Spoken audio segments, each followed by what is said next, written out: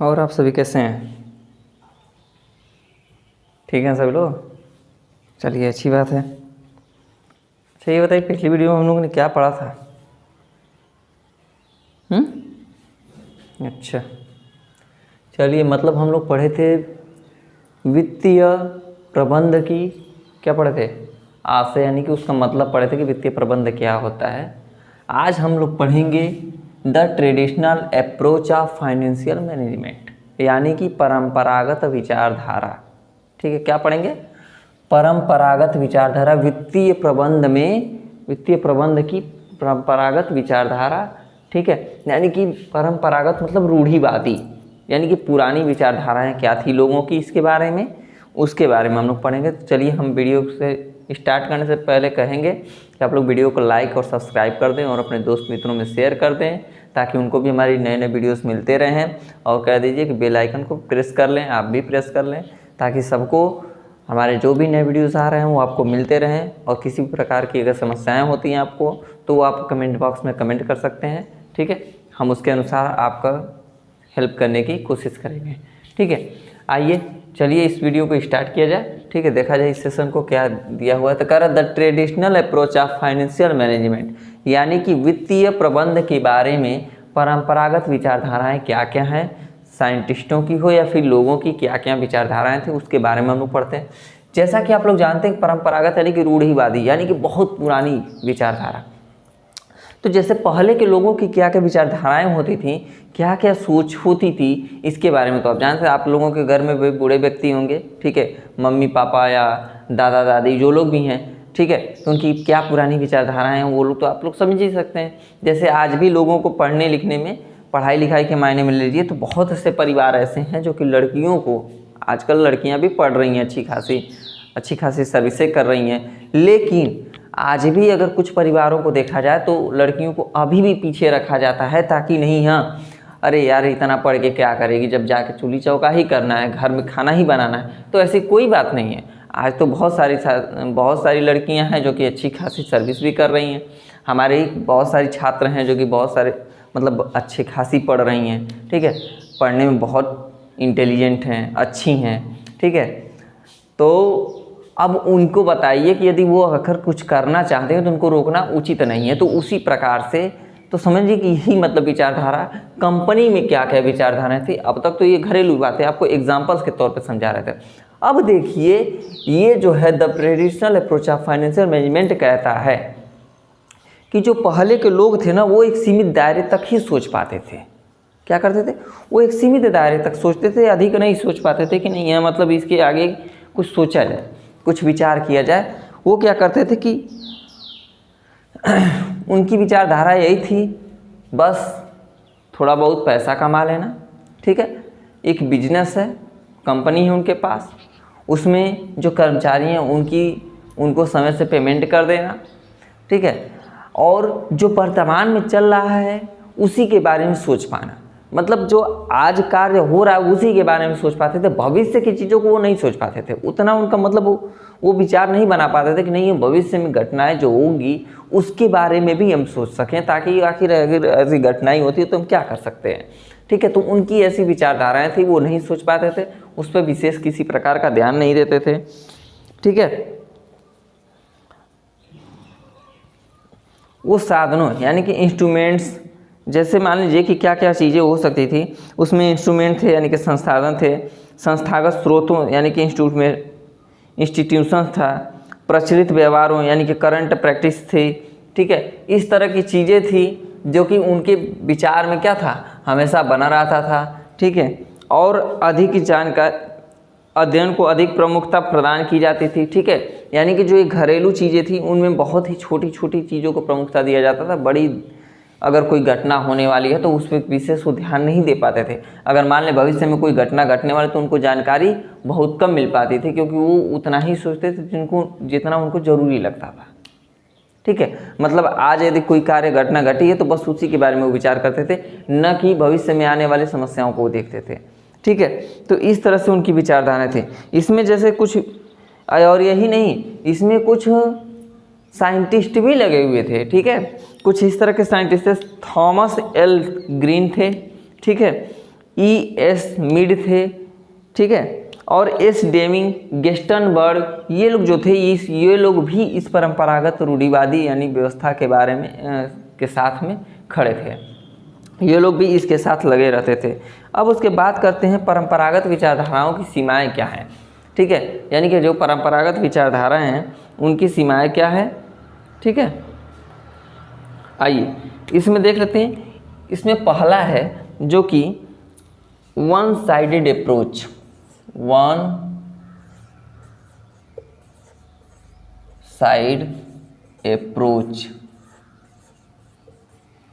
दूसरा है नेलिगेंस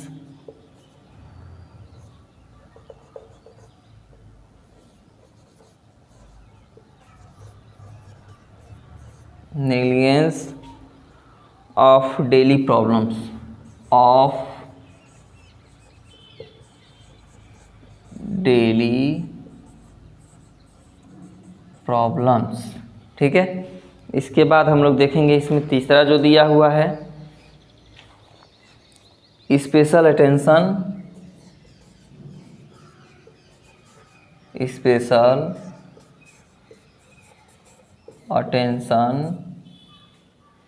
special attention to long term analysis, to long term analysis, ठीक है। उसके बाद लास्ट आपका हो जाएगा negligence of finance management, negligence of finance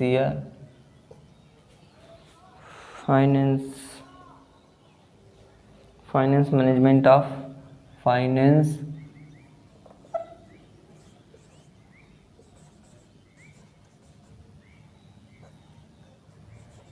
management of working capital, ठीक है। ये आप में देखिए इसमें रूढ़िवादी व्यवस्थाओं में 4 ऐसी विचारधाराएं थीं, ठीक है, इनकी 4 सीमाएं थीं। और देखिए इसको देखिए, इसमें एक पक्षीय विचारधारा थी। पहला था इसमें एक पक्षीय विचारधारा थी। एक पक्षीय विचारधारा ऐसी विचारधारा थी जो कि यह सबसे बड़ी दोष थी, यह परंपरागत विचारधारा की सबसे बड़ी दोष थी, ठीक है। इसमें संग्रहण करने की व्यवस्था थी, ये लोगों का ध्यान था इसमें। देखिए इसमें रूढ़िवादी व्यवस्था में सबसे बड़ी समस्या ये जो थी, इसमें थी वन साइडेड अप्रोच, यानी कि एक पक्षीय विचारधारा।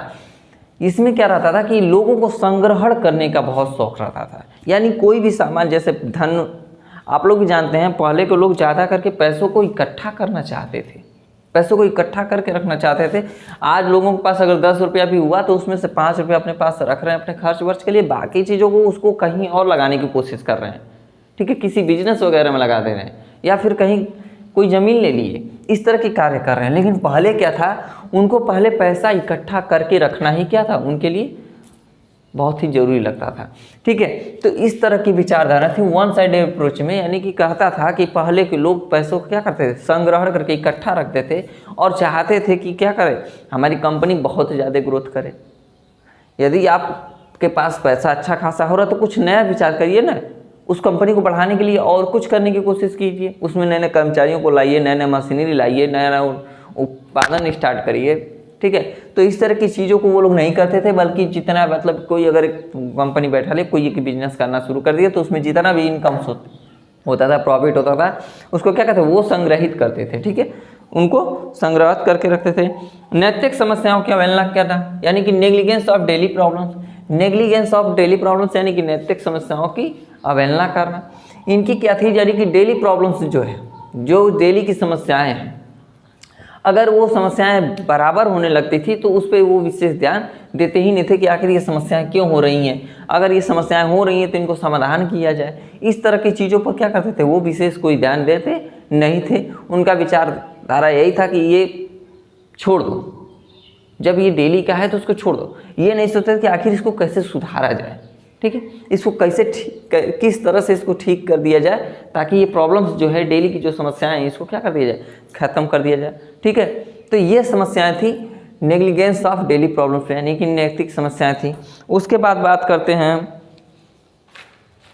आपके हो जाते हैं special attention to long term analysis, यानी कि दीर्घकालिक विश्लेषण पर अधिक ध्यान देना, ठीक है। ये लोग क्या करते थे कि जो समय के लिए, यानी कि जो छोटे समय के लिए थी वो चीज़ें थी उस पर कभी विशेष ध्यान नहीं देते थे। जो बहुत लंबे समय बाद अगर कभी कभी मतलब बहुत अधिक समय बाद अगर कोई कार्य होने वाला है तो उस पर ध्यान देते थे। जो प्रॉब्लम्स थी उस पर कम ध्यान देते थे। यदि मान लीजिए कि आज जो कार्य हो रहा है, ठीक है, और कल ऐसी कोई घटना घटने वाली है, कोई कार्य होना है, तो उस पर उसको किस तरह से किया जाए उस पर कोई विचारधारा नहीं थी इनकी, कोई विशेष ध्यान नहीं था कि नहीं अरे चलो कल है तो कर लेंगे, ये चीज़ें थी। लेकिन भाई आप ही हैं, चाहे आज कोई कार्य करना हो या कल करना हो या परसों करना हो या भविष्य में करना हो, उन सभी चीज़ों पे भी, उन सभी मुख्य तथ्यों पे आपको ध्यान देना आवश्यक है ताकि वो उसमें किसी भी प्रकार की कोई कमी ना आवे। लेकिन इन लोगों का स्पेशली यही था कि जो भविष्य में बहुत ही ज़रूरी चीज़ है उस पर ध्यान दिया जाए, बाकी जो छोटी मोटी चीज़ें हैं और आजकल में होने वाली उन पे किसी भी प्रकार की इनके क्या थी, ये इनका कोई विश्लेषण नहीं होता था, कोई एनालिसिस ये नहीं करते थे कि अगर ऐसी घटना होती है, मान लीजिए एक कार्य करने जा रहे हैं, अगर कोई घटना हो जाती है तो उसको कैसे सुधारा जा सकता है, इनका ऐसा कोई विचारधारा इस पर नहीं रहता था।